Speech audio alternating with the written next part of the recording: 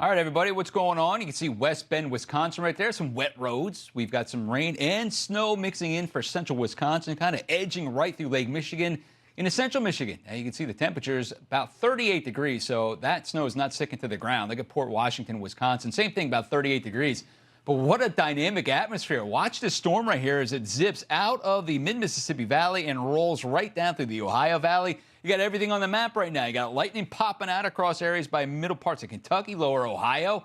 Then it rotates up to the north, and you get that rain falling into the colder atmosphere. You got some snow up here outside of Green Bay. So it's one of those storms that's a quick mover, but it could be impactful, especially if you're on the roads right now around West Virginia. So a little bright banding right here. If you look at this, that's right across the highest mountaintops when you get towards West Virginia. Bright banding just means that it's probably sleet because the radar beam reflects pretty well off of the sleet itself. It's almost like a mirror. So when you start seeing these bright bands, it's not necessarily heavy rain. It's probably a little bit of a mixture coming in there. So frozen precip is what we're calling it right here. But then you get back off to the west a bit farther, and as that cold front, it's really the leading edge of some warm air right there getting shot in. You got some lightning popping out south of Cincinnati into Kentucky.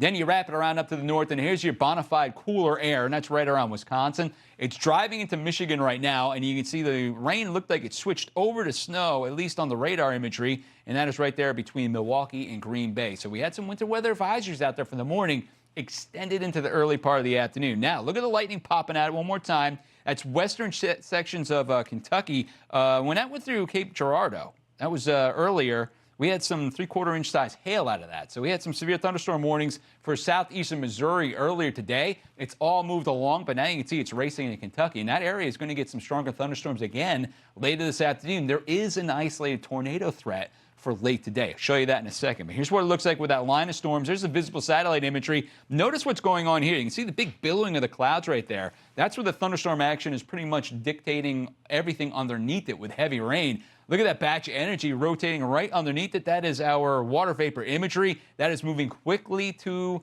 the eastern seaboard. That's going to happen overnight tonight through tomorrow. Severe thunderstorms. We knew it was going to be a possibility today. It's a real weak chance, but it's 1 out of 5. So we're watching this area one more time. That's the cold front as it sails in with the leading edge of the warmer air out ahead of that. You can get some stronger thunderstorms as far south as Nashville, Middle Tennessee, later on this afternoon as everything slides down to the south. We'll show you the forecast model. This is what it looks like later on this afternoon. Everything's slipping over towards the east. This is your afternoon commute. Now, I would say light showers around Pittsburgh Metro, but you drive down into West Virginia, and that rain is going to be heavy at times. Doesn't look like anything is frozen at this point, but as I wind it up overnight tonight, sun sets, we start to lose some of that heating, some dynamic cooling going on right here. We're going to see the possibility of some snow mixing in there with the heavy rain for northern PA and even northern Jersey. It's something to watch for tomorrow morning early. So let me wind this up till after midnight tonight. The rain starts coming in. Notice this about 3 a.m. This model, our exclusive model, painting in northwestern Jersey. You're talking about Morris County all the way up towards Sussex and Warren and then into the Poconos.